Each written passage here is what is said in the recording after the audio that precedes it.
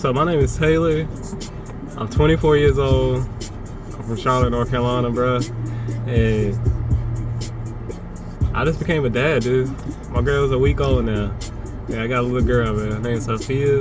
And bro, I love it, man. I love that shit, bro. But this video, I want to talk about my experience and shit, and to see if it relates to anybody else, man. I don't really have nobody else to really talk to about this, because usually everybody I know that got kids, they're a whole lot older than I am, man. And I asked all the old heads for advice and stuff, and all the advice they gave me, bro, it didn't really like apply to any of the shit I went through. It's kind of crazy, bro. Like, none of the shit we planned for happened the way we thought it was gonna happen, and all that kind of shit, dude. Like, the pregnancy itself, smooth, bro. It was smooth. It was straight. Everything was good. No problems, no complications, or nothing like that. And which was really, it was a blessing, bro, because me and my girl had 2 miscarriages before this one, and this is our first child, bro. It's our first child. So she said they call them rainbow children after you done had miscarriages or whatever. And the pregnancy was so smooth, man. It was so unexpected, bro. It was like we were walking on eggshells at the beginning, because we were just like, bruh, it was almost like we were preparing ourselves for the 3rd miscarriage, bro. That's pretty much how it was. Like, at least that's how I was. That's how I was moving. I don't know about her, but to me, I was just like, I don't want to get too excited, get too happy, because the shit could just, get pulled from up under me again, bro. And I was like, man, that 3rd time, bro, I don't know how, like, that shit hurt, bro. I don't know about other niggas, but me, I care about mine, bro. I care about the people around me. I treat everybody the way I want to be treated, bro.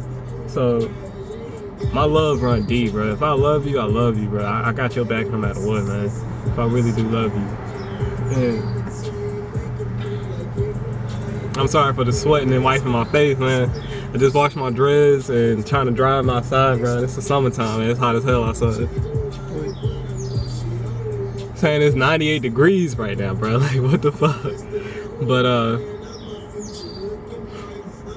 like, yeah, I wasn't like showing my true happiness, because I was like, man, I don't want to get too excited, and it's gone. But we made it through.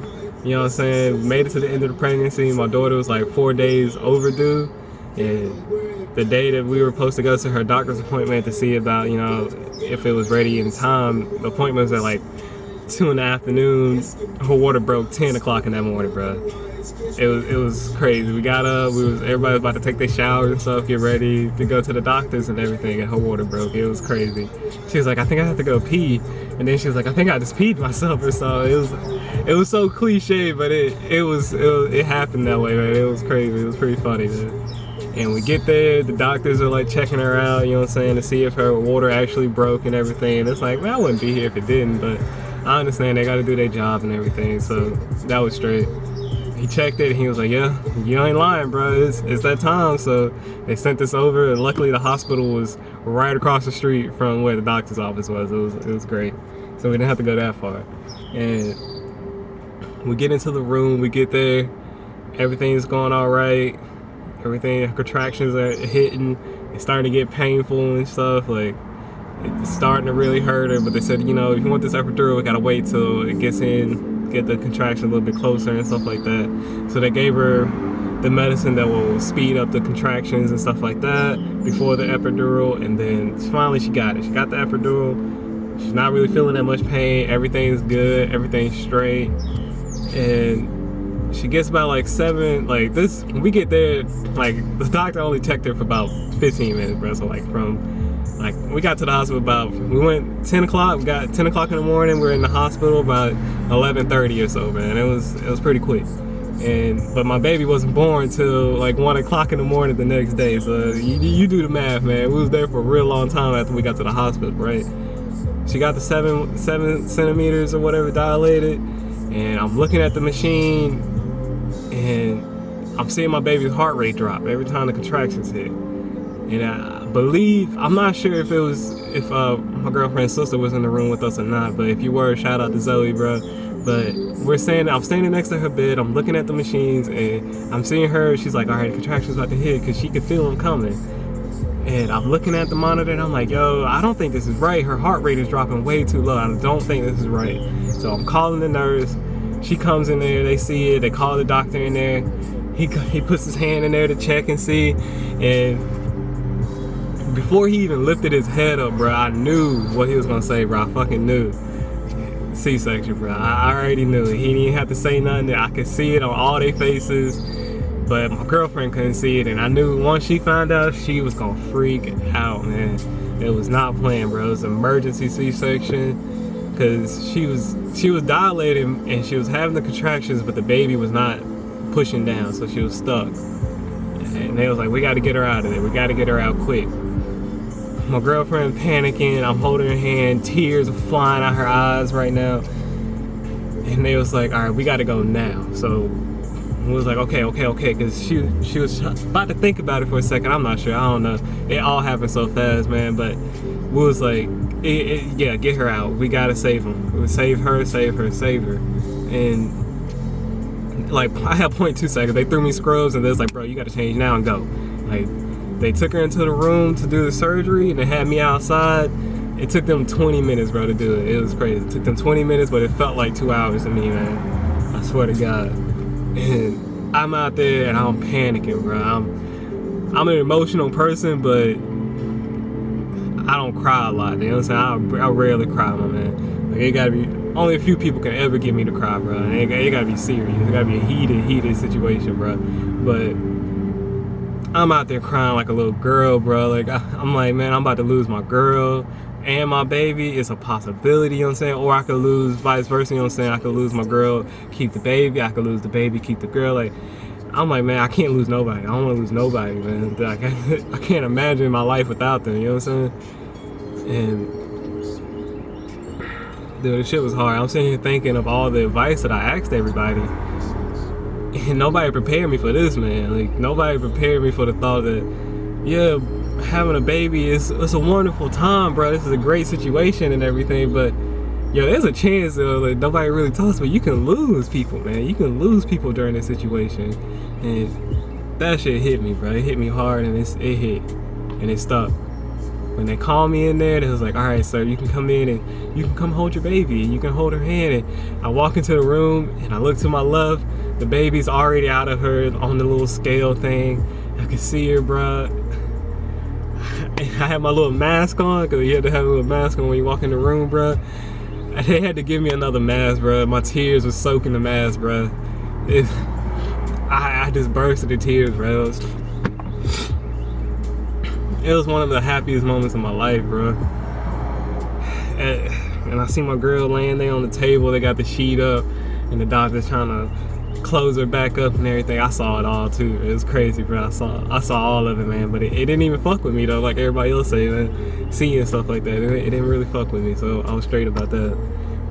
And I see her laying there. She stuck her hand out to me, bro. My girl stuck her hand out to me, and I had to hold it. And I'm holding the baby in the other arm, bro. And I'm just crying, bro. I'm just sitting there crying, like, oh man, I'm about to, god damn, bro. I can't really. You know what I'm saying? I thought I was gonna lose them both, man. I thought I was gonna lose them both, bro.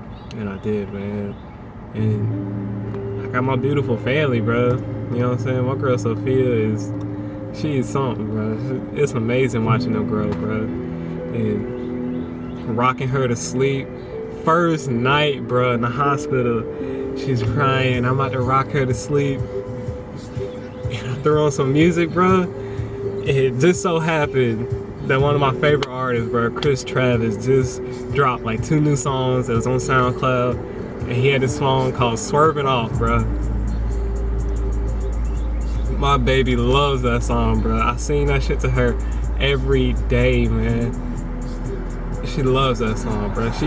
She wake up, and or if she's cranky or something, I just pick her up, I turn that song on, and I start singing to her, bro. And she goes so quiet. She just stares at me and starts smiling, bro. And I love it, man.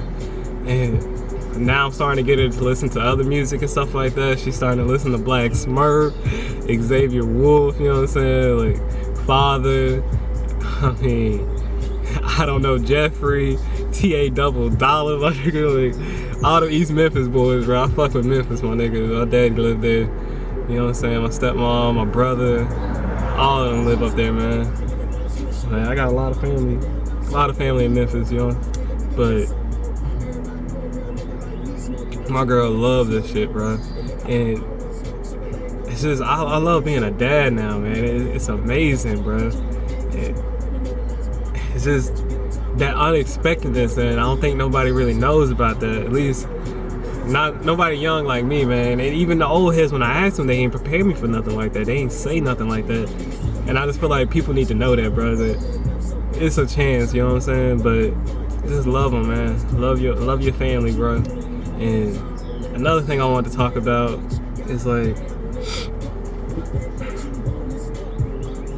somebody said something to me the other day, like I had to go to work, you know what I'm saying? I had to go to work yesterday. And somebody said something to me like, oh, how did you went to work, how did you enjoy, taking a break from being a dad? And to other people, I guess, even to the person that said it to me, it didn't really register to them. But to me, that shit hit me. Like, as soon as I heard it, I'm just like, what?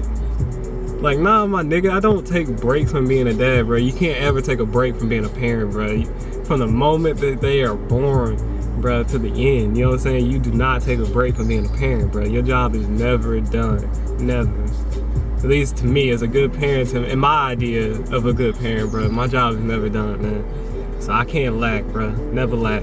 I can't take no breaks, no vacations, or nothing like that. I know y'all done seen the commercials where it's like the mom walks into the room or whatever, she's like asking the baby if she could take a sick day off or something like that, bro. You can't do that. Nah, there's no sick days. Like, I was at work yesterday sick, man. Shit, I had diarrhea shits, my nigga. I don't give a fuck, bro. I had the runs, bro. Still gotta go to work, man. It don't matter, bro.